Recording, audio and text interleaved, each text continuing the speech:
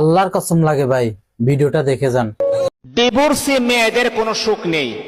আপনি 100% কথাগুলা বলছে, আপনি খবর নিয়ে দেখেন। যারা ডিভোর্সি হয়ে গেছে তাদের কোনো সুখ নেই। দেখবেন আপনি আপনি যে ডিভোর্সের জন্য পাগল হয়ে গেছেন, আপনি বাবার বাড়িতে যান, আপনার কোনো সুখ হবে না। দেখবেন তারা আশ্বাস দিচ্ছে কিন্তু কোনো সুখ হবে না। দেখবেন বাবার বাড়িতে গেলে বাবার বাড়ির কথা শোনা লাগে যে একজন ডিভোর্সি মেয়ে কত কষ্টের ভিতরে থাকে। যখন আপনার কিছুদিন আবার যাইতে থাকবে, তখন দেখবেন আত্মীয় স্বজনরা আপনাকে আর ভালো চোখে দেখবে না, তারা আপনাকে খারাপ চোখে তারা দেখার চেষ্টা করবে। 3 নাম্বার হচ্ছে আপনি দেখবেন ভাই বোনের কথা শোনা লাগে।